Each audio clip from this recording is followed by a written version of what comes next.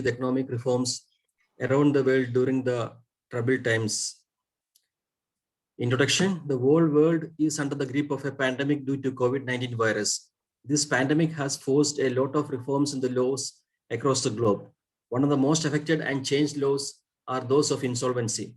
While some major countries like China, United States, etc., have chosen to not make any reforms in their existing insolvency laws and take an indirect approach of tackling insolvency through other economic reforms, other countries like Germany, UK, India, etc., have made explicit reforms in their existing law or come out with new ordinance and amendment acts.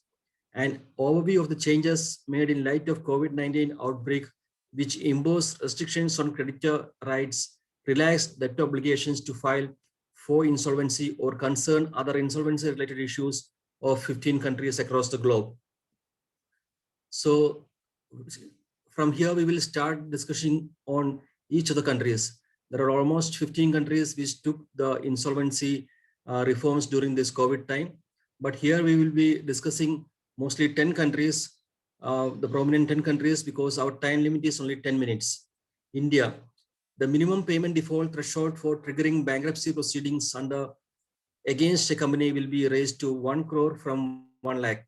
A new section 10A has been inserted into the code to suspend initiation of CARP process under section 7, 9 and 10 for any default arising on or after March 25, 2020 for a period of 6 months, which can be extended up to 1 year if government notifies.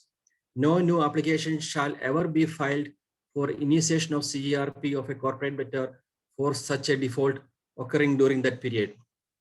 United Kingdom, the ability to hold directors personally liable for the additional net shortfall to creditors incurred during a period of wrongful trading pursuant to section 214 of the Insolvency Act 1986 will simply be suspended retrospectively from 1st March 2020 until such date as the government determines.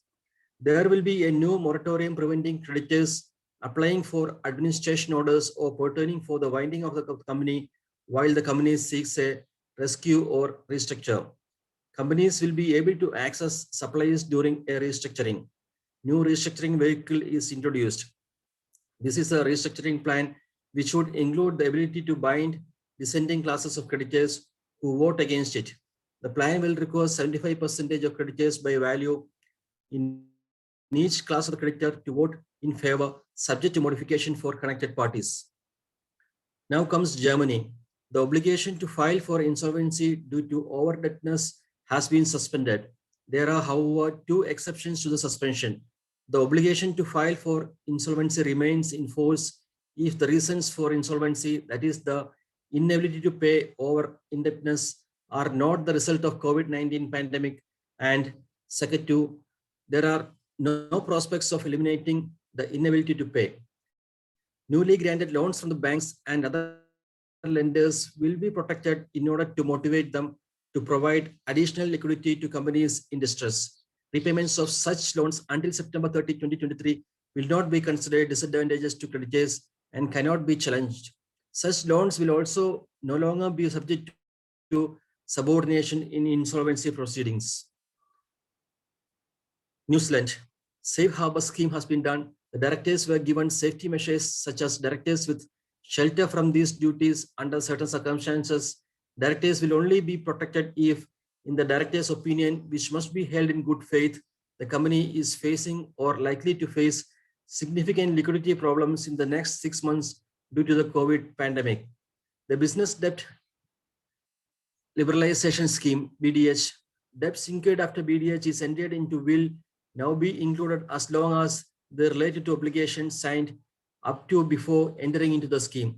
Creditors holding a security overall or substantially all of the debtor's business assets will now be excluded from the scheme for the whole protected period. Switzerland. The COVID-19 insolvency ordinance contains 3 temporary insolvency measures, namely a suspension of the duty of the board of directors to notify the judge in the event of over-indebtedness, a new moratorium for small and medium-sized enterprises, SMEs, the so-called COVID-19 moratorium, and amendments to the existing name. Belgium, the creditor cannot levy a preventive or executory attachment, nor can he use or proceed with any other means of enforcement on the enterprise property for all the debts of the enterprise. The Royal Decree number 15 protects the companies affected by the COVID crisis by providing that an enterprise cannot be declared bankruptcy by summons unless by initiative of the public prosecutor or the temporary administrator appointed by the president of the enterprise court or with the consent of the debtor.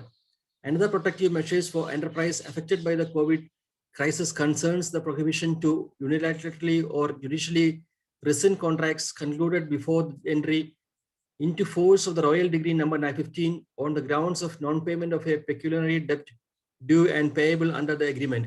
This does not apply to employment contracts. Australia, statutory demand, the threshold is increasing from $2,000 Australian dollars to 20,000 Australian dollars. The time period within which to comply is going from 21 days to 6 months.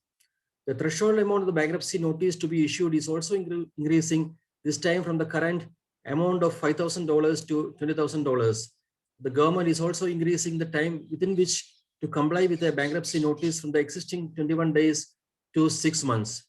There is also change the time period so far as it relates to where a debtor declares an intention to present a debtor's petition. Currently, there is a period of protection for the debtor of 21 days before an unsecured creditor can take action to recover debts.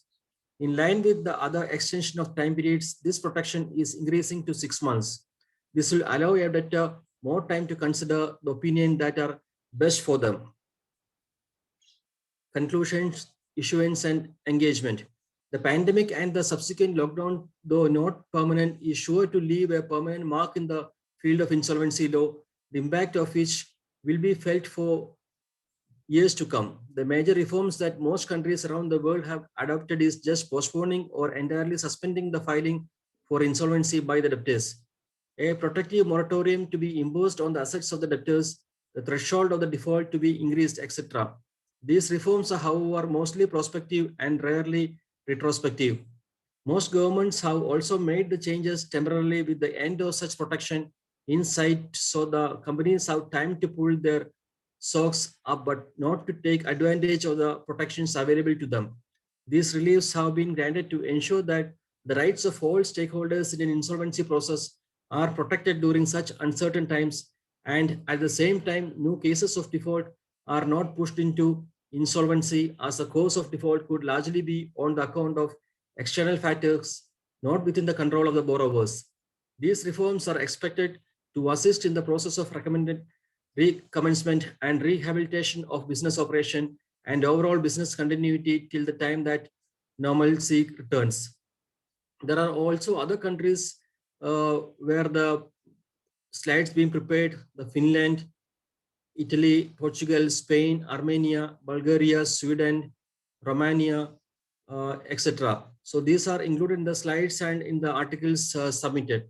So with this, I conclude the presentation. Thank you.